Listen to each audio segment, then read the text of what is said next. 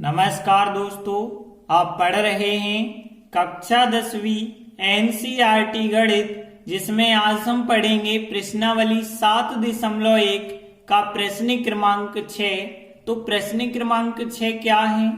निम्नलिखित बिंदुओं द्वारा, देखिए हमें 4 बिंदु दिए गए प्रत्येक सवाल में, तो इन 4 बिंदुओं के द्वारा बनने वाले चतुर्भुज का प्रकार हमें बताना है कि इन 4 बिंदुओं को लेकर कौन सा चतुर्भुज बनेगा, और अपने उत्तर को कारण सहित हमें लिखना है कि ये चतुर्भुज बना तो क्यों बना।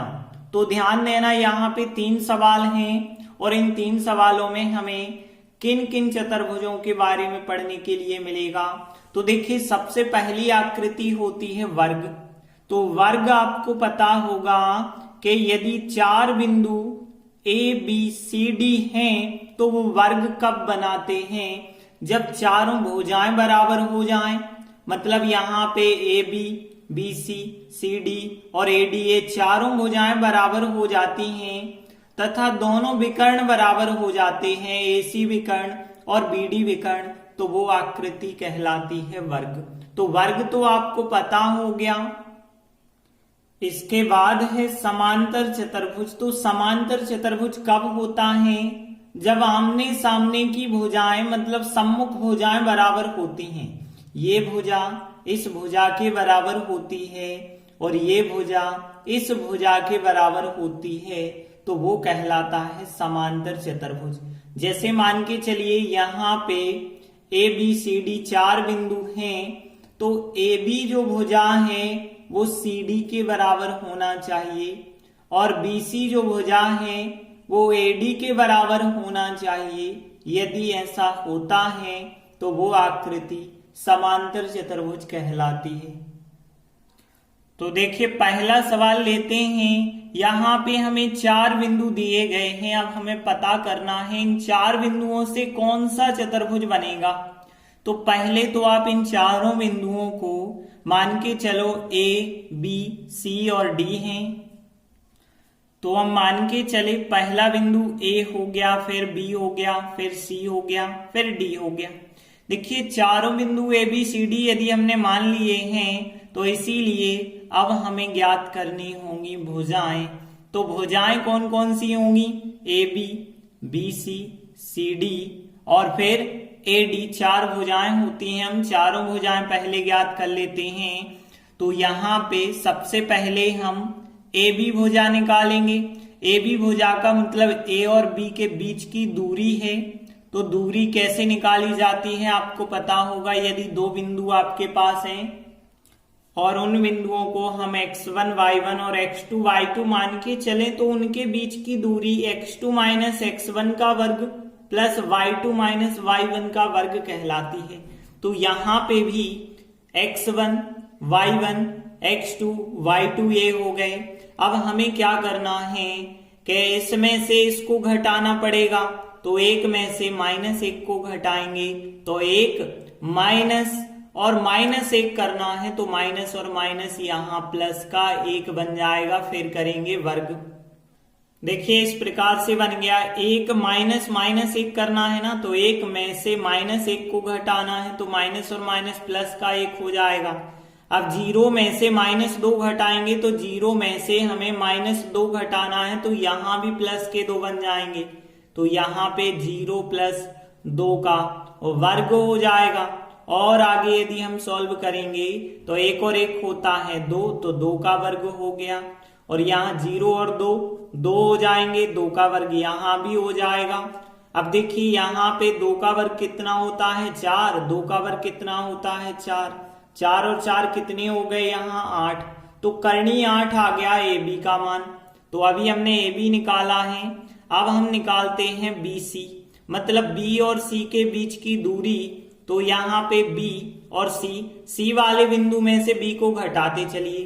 तो -1 में से 1 को घटाएंगे, तो -1 में से 1 को घटाएंगे, वर्ग होगा। और 2 में से 0 को घटाएंगे, वर्ग होगा। 2 माइनस 0 का वर्ग। और सॉल्व करेंगे तो क्या मिलेगा? माइनस के 2 मिल जाएंगे यहाँ, फिर वर्ग होगा। और 2 में से 0 घटाया 2 और फिर वर्ग होगा। अब देखिए यहाँ -2 का वर्ग 4 हो जाएगा और 2 का वर्ग फिर 4, 4 और 4 कितने हो गए यहाँ पे 8 हो जाएंगे। तो BC का मान 8 आ गया। AB BC। अब हम CD ज्ञात करेंगे। अब CD का मतलब है कि C और D के बीच की दूरी। तो यहाँ पे ये रहा C, ये रहा D। तो D में से C को घटाते चलिए। तो यहाँ -3 में से -1 को घटाना है। -3 में से -1 करना है तो माइनस और माइनस प्लस का 1 बन जाएगा फिर वर्ग। और यहाँ 0 में से 2 को घटाना है तो 0 - 2 का वर्ग हो जाएगा। और आगे सॉल्व करेंगे। यहाँ पे माइनस के 2 बचे और वर्ग है, प्लस यहाँ भी माइनस के 2 हैं और फिर इसका भी वर्ग करना है। अब यहाँ पे -2 का वर्ग प्लस के 4, फिर -2 का वर्ग प्लस 4, 4 और 4 कितने हो जाएंगे करणीय 8 हो जाएंगे। तो CD का मान भी करणीय 8 आ गया। अब हमें भुजा AD ज्ञात करनी पड़ेगी। AD का मतलब क्या है कि A और D के बीच की दूरी। तो D में से A को घटाते चलिए तो -3 में से -1 को घटाएंगे तो -3 में से माइनस करना है -1 तो माइनस और माइनस प्लस का 1 बन जाएगा। फिर यहाँ वर्ग होगा और 0 में से -2 को घटाना है तो 0 में से घटाना है माइनस का 2 तो माइनस और माइनस प्लस बन गया और फिर इसका वर्ग करेंगे। और आगे सॉल्व किया तो यहाँ माइनस के 2 बच गए हैं वर्ग और यहाँ प्लस के 2 हैं और इसका भी वर्ग। और यहाँ पे 2 का वर्ग 4, 2 का वर्ग 4 हो गया। 4 और 4 कितने हो गए 8। तो आप देख सकते हैं चारों भुजाएं तो बराबर आ गई हैं। अब हम विकर्ण और चेक कर लेते हैं विकर्ण बराबर है या नहीं। तो हम पहले विकर्ण AC निकालते हैं। AC विकर्ण का मतलब है A और C के बीच की दूरी। तो C में से A को घटा दो, -1 में से -1 को घटाना है तो -1 में से इस -1 को घटाना है तो घटाना है माइनस और एक माइनस ये है बन जाएगा यहाँ प्लस का 1 और फिर होगा इसका वर्ग प्लस। अब यहाँ पे 2 में से -2 को हमें घटाना है तो यहाँ पे भी 2 में से हमें घटाना है -2, एक माइनस ये लगा है तो प्लस के 2 बन जाएंगे और फिर होगा वर्ग। और आगे जब सॉल्व करोगी यहाँ तो 0 हो जाएगा क्योंकि -1 + 1 कट जाएगा 0 का वर्ग और यहाँ 2 और 2 4 का वर्ग हो जाएगा। और आगे सॉल्व करेंगे तो यहाँ 0 का वर्ग 0 होता है, 4 का वर्ग 16। तो यहाँ करणीय 16 ही आंसर लिख सकते हैं या फिर 16 का वर्गमूल 4 होता है तो 4 लिख सकते हैं। तो AC विकर्ण तो हमने ज्ञात कर लिया। अब हम BD विकर्ण ज्ञात करते हैं। तो BD विकर्ण का मतलब B और D के बीच की दूरी।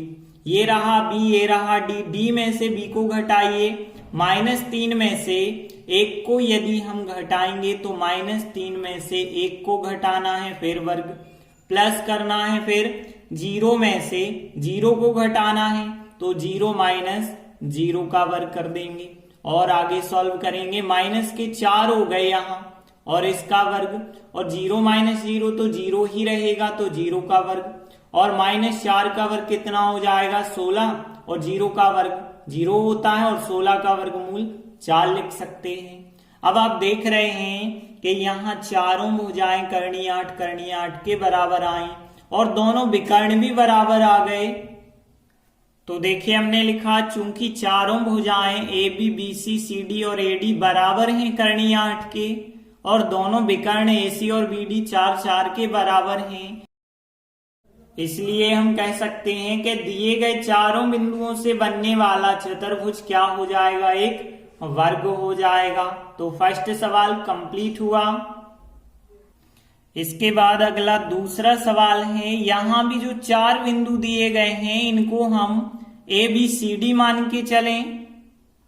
तो हम मान के चले पहला बिंदु A हो गया, फिर B हो गया, फिर C हो गया, फिर D हो गया। अब हमें चारों भुजाएं ज्ञात करनी होंगी तो पहले हम AB भुजा ज्ञात करेंगे। तो AB का मतलब A और B के बीच की दूरी, A और B तो b में से a को घटाते चलिए।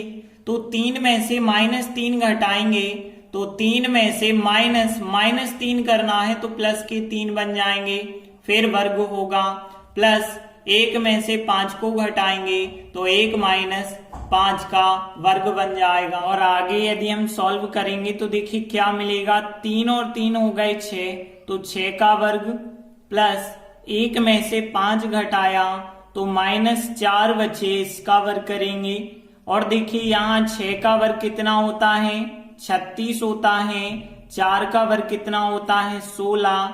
तो यहाँ 16 और 36 जोड़ेंगे तो 52 हो जाएंगे। अब देखिए 52 का वर्गमूल तो नहीं होता है, लेकिन चाहे तो आप 52 के गुणनखंड रख सकते हैं। 2 दूनी 4 और 13 चौके 52 होता है। तो यहाँ पे 2 गुणित 2 गुणित 13 हो जाएंगे। और ऐसे हम इस प्रकार से भी लिख सकते हैं कि 2 की जोड़ी बन गई तो 2 बाहर आ गए और अंदर बचे 13, तो 2 करनी 13 हो जाएगा ए बी का मान। ए बी के बाद बी सी का मान हम निकालते हैं। तो देखिए बी सी का मान क्या होगा, बी और सी के बीच की दूरी, सी में से बी को घटाएं तो 0 में से 3 को घटाएंगे, 0 - 3 का वर्ग होगा, प्लस 3 में से 1 को घटाएंगे तो 3 - 1 का वर्ग हो जाएगा। और आगे जब सॉल्व करेंगे तो 0 - 3 किया तो -3 ही मिलेगा, वर्ग रहेगा। 3 में से 1 घटाएंगे 2 मिलेगा और वर्ग रहेगा। आगे सॉल्व करेंगे तो 3 का वर्ग 9 होगा, प्लस 2 का वर्ग 4 होगा, 9 और 4 13 हो जाएंगे। अब 13 के गुणनखंड नहीं होते हैं तो इतना ही लिखेंगे। अब हम सी डी निकालेंगे, मतलब सी और डी के बीच की दूरी। तो -1 में से 0 को घटाएंगे तो यहाँ -1 - 0 का वर्ग आएगा, और -4 में से 3 को घटाएंगे तो -4 - 3 का वर्ग आएगा। और आगे सॉल्व करेंगे तो -1 - 0 -1 होगा वर्ग, -4 - 3 माइनस के 7 हो जाएंगे, इसका भी वर्ग। अब 1 का वर्ग -1 का वर्ग 1 होता है, -7 का वर्ग, प्लस के 49 और 1 कितने हो जाएंगे, 50 हो जाएंगे। 50 के गुणनखंड होते हैं, आप रख सकते हैं। तो 50 के गुणनखंड क्या होते हैं, यहाँ पे 2 गुणित 5 होता है, क्योंकि 25 दूनी 50 होता है। 5 की जोड़ी बन जाएगी, 5 बाहर 2 अंदर बचे होंगे, 5 करनी 2 आ गया सी डी। अब हम ए डी निकालेंगे। ए डी का मतलब क्या है, ए और डी के बीच की दूरी, तो डी में से ए को घटाना है। -1 में से -3 को घटाएंगे तो -1 में से -3, मतलब माइनस और माइनस प्लस के 3 बन जाएंगे, फिर वर्ग होगा, प्लस और फिर -4 में से 5 को घटाना है तो -4 में से 5 को घटाएंगे और इसका वर्ग करेंगे। आगे देखिए यहाँ पे -1 + 3 मतलब 2 बचे प्लस के वर्ग, और यहाँ -4 -5 माइनस के 9 हो गए, इसका भी वर्ग। और देखिए 2 का वर्ग 4 होता है और 9 का वर्ग 81 होता है, और 81 और 4 85 हो जाएंगे। अब देखिए 85 के गुणनखंड तो होते हैं 17 गुणित 5, लेकिन ना तो 17 की जोड़ी बनेगी ना तो 5 की जोड़ी बनेगी, तो इस वजह से हम यहाँ पे 85 के गुणनखंड नहीं रखेंगे। देखिए चारों भुजाएं तो आ गई, कोई भी भुजाएं आपस में बराबर नहीं आई हैं। अब हम विकर्ण और देख लेते हैं। एसी विकर्ण निकालते हैं पहले।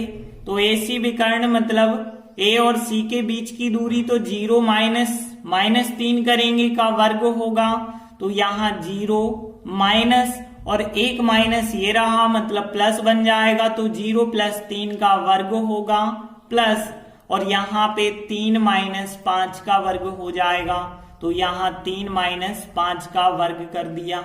और आगे यदि हम सॉल्व करें तो 0 + 3 मतलब यहाँ 3 ही रहेगा वर्ग, और 3 - 5 करेंगे माइनस के 2 और इसका भी वर्ग, और 3 का वर्ग होता है 9 - 2 का वर्ग 4 होगा, और 9 और 4 कितने हो गए 13।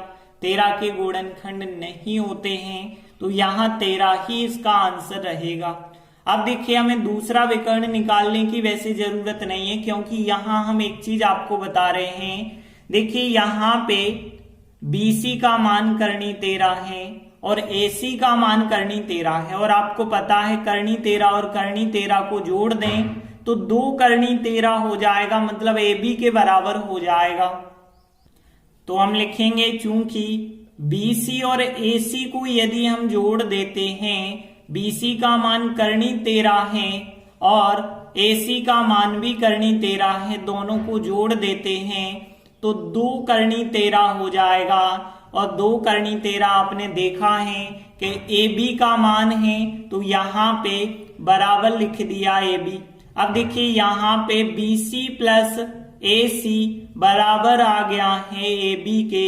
इसका क्या मतलब होता है, हमने आपको बताया था कि जब 2 दूरियों का योगफल तीसरी दूरी के बराबर होता है तो तीनों बिंदु संरेख होते हैं, तो यहाँ BCA संरेख हो जाएंगे, इसलिए BCA बिंदु जो हो जाएंगे संरेख हो जाएंगे। संरेख का मतलब एक सीध में, तो BCA यदि एक सीध में होंगे तो यहाँ पे 4 बिंदु जो ABCD थे वो कोई भी चतुर्भुज नहीं बनाएंगे, क्योंकि जब 3 बिंदु एक सीधी रेखा में हो जाएंगे तो एक और चौथा बचा होगा, वो अकेला तो बना नहीं सकता है चतुर्भुज। तो हम लिख देंगे अतः दिए गए चारों बिंदुओं द्वारा कोई भी चतुर्भुज नहीं बनेगा।